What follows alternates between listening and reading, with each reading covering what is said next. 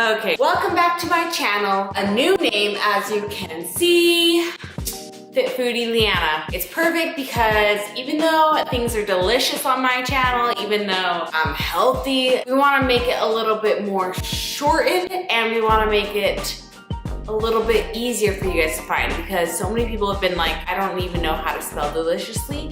Honestly, I didn't even know how either at first. So it's 2020, time to change things up. So welcome back to my channel. Okay, so as you guys can tell from the title of this video, I'm just gonna be fast. I'm gonna dive right in. Today we are talking about the 10 fitness and health mistakes I have personally made in the past, but has held me back from achieving my goals. Without further ado, go ahead and give this video a like, subscribe, help my channel, and you guys can see more of this because who doesn't love to learn about health and fitness, especially when we have to stay inside 24/7 for the next 2 weeks.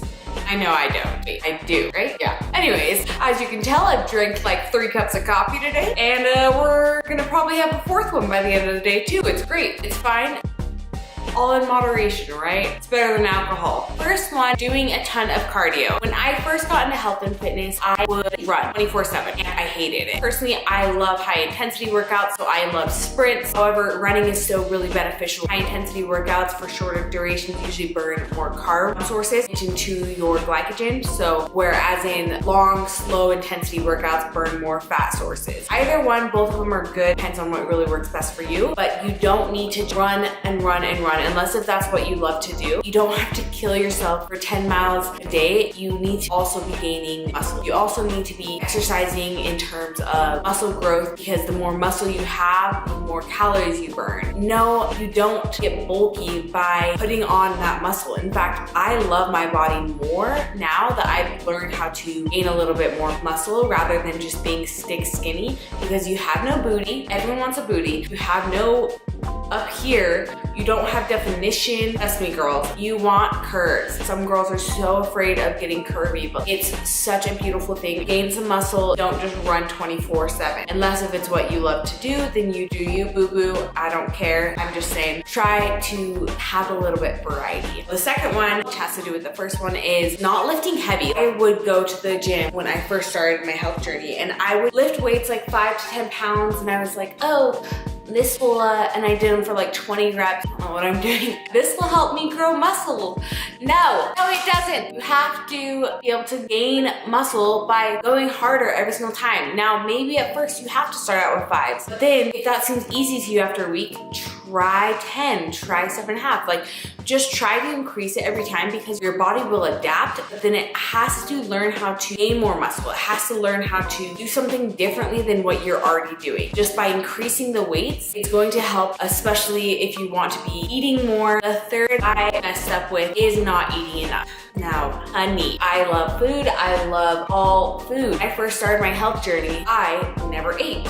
Therefore, I didn't gain muscle. Therefore, when I ate food ever, it was like sugary foods and it wasn't nutritious and it didn't help me get enough nutrients in that my body needed. I had a lot of flab. You just have to be eating for your particular body. Some people do higher fat, some people do better on higher carbs. I personally think that if you are trying to retain muscle, you do need to have a higher carb diet, the lower fat, unless if you've been in keto for a long, long time and can sustain that lifestyle, then that's awesome. But if you are more of a long distance runner or someone who wants to not have a ton of muscle, maybe a higher fat and lower carb diet is better for you. Or if you suffer with insulin resistance or different things like that, you just gotta kind of figure out what works best for you. Protein should always stay the same, but you should at least be eating at a maintenance or barely at a calorie deficit. And if you're trying to lose weight, I get that, be at a calorie deficit, but make sure that you're not at such a deficit where you're not getting the right nutrients because you need to fuel your body. If you don't get the right nutrients and you restrict so much, trust me, girls and boys, I'm coming from experience. If you restrict too much, you're going to binge in the end, a bunch of sugar cravings, ultimately just going to create a bad relationship with food. It's 2020. We are trying to have good relationships with food regardless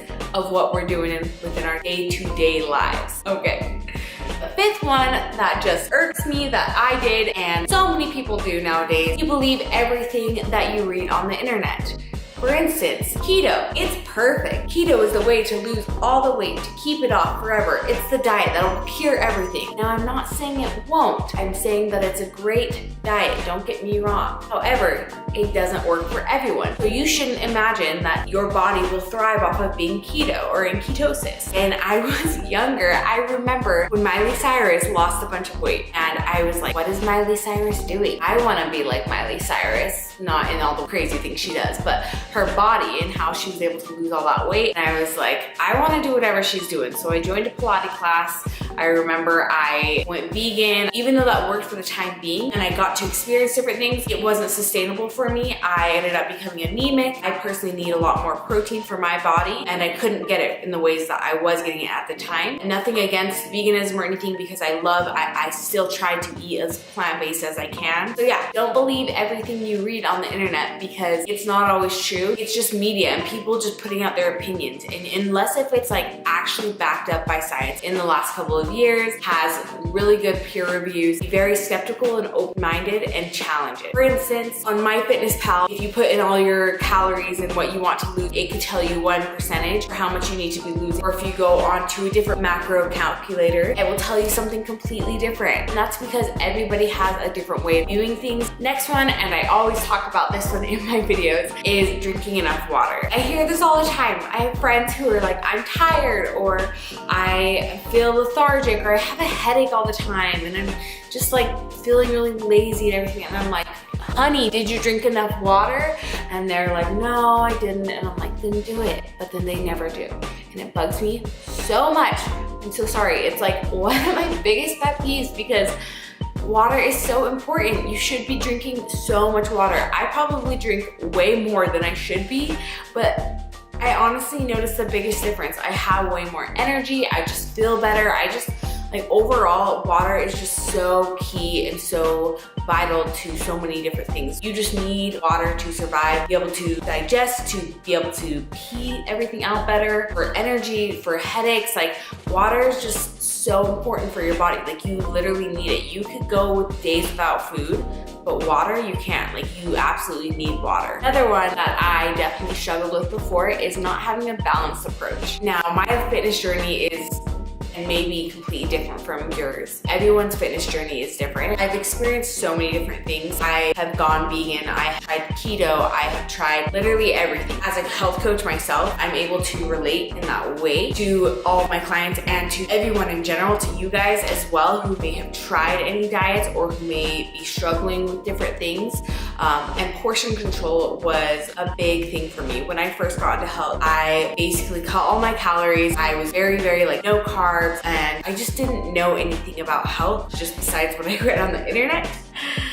Big mistake. Just not having a balanced mindset, because then that kind of created a binge eating cycle. It's something that I've struggled with for a long time. Sometimes I'm totally over it, but I'll be completely honest, I still have those tendencies every once in a while. Binge eating is basically where you restrict for so long and you're so good at everything that whenever you finally get the chance to have something, you'll just go after it and you'll eat like 3,000 calories one sitting, and it's so uncomfortable. It's so just unhealthy. And I've been really balanced again recently, and it's just, it's really good to feel that way, to be able to be in control and realize, you know, I can have those things maybe once a week, or, and I say once a week because I'm in prep right now. For the average human or for someone who just wants to maintain or eat clean most of the time, just having a balanced approach. My breakfast, lunch, and dinner, perfectly healthy, not processed, doing small little changes like that, and then maybe having a dessert, not having the whole entire thing. You can have something every single day, and that's just having a balanced approach, and I think that's so important. You're not gonna get fat. The thing that makes you gain weight is a surplus of calories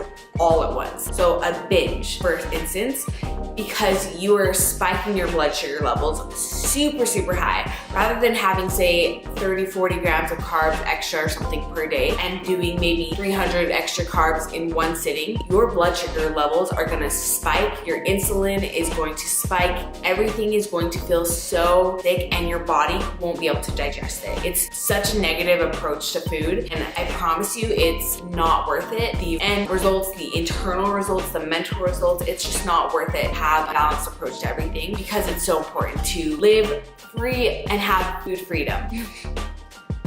All right, where's the cheese platter? The next one I think is really important because a lot of people do this. I know that I've done it before as well. It's not relying on friends or family or anyone else for your success. I remember when I first got into health and fitness, I would only go to the gym if my friends went there, or only eat clean when I saw other people eating clean, or if someone else was eating ice cream, I would do it. Instead of knowing like what is best for me and having that independence and that confidence to know I can make the choice, I can go to the gym. I don't have to rely on someone else to force me to go to the gym. That's just an excuse. So if you're struggling with that, just remember, you have the confidence, you have the power to make those changes, no one else. They can try to push you to go for so long, but what if they don't show up one day? What if they, aren't there anymore? What if they move away? What if someone, your roommates, decide to get a bunch of ice cream one night or crumble cookie? My roommates, I love them to death though. And what is like, even though that they're making those choices, and that's totally fine, they can make those choices, but you should not rely on them to live a healthier lifestyle. You need to rely on yourself to sustain your own healthy lifestyle choices. And the next one, making health and fitness a bigger priority over partying and socializing all the time. Don't get me wrong, I love red wine, I love drinking every once in a while. I'm a fun person. If you know me personally, I am a yellow personality trait, and I'm very high on the yellow personality trait, so I'm very outgoing. However, I also know that if I let myself type of environment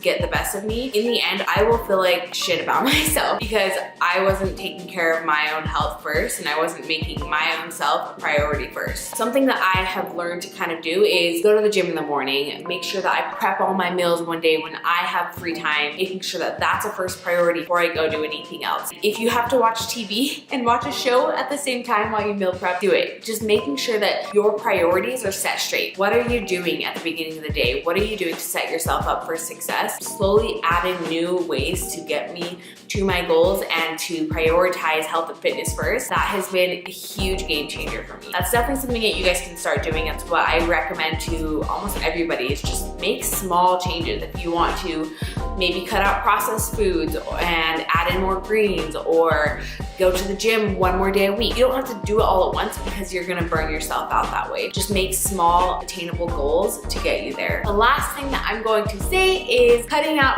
processed junk food. I still have a problem with this. I love crumble cookie. I love sweets. I love literally all sugary things. Don't get me wrong, but I know that they're not great for me 24/7. So what I do, and what I have done over the years, is I've slowly cut out processed foods.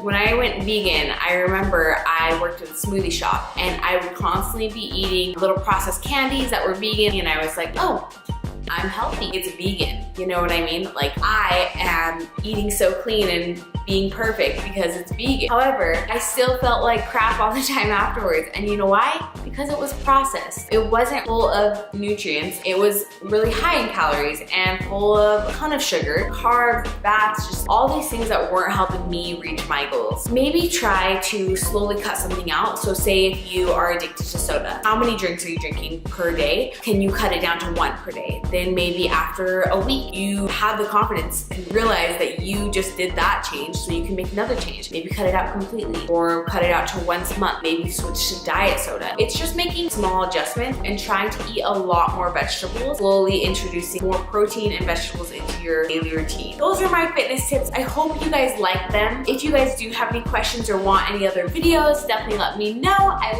love vlogging. More personable, and obviously I'm not like the best at it, but I'm learning.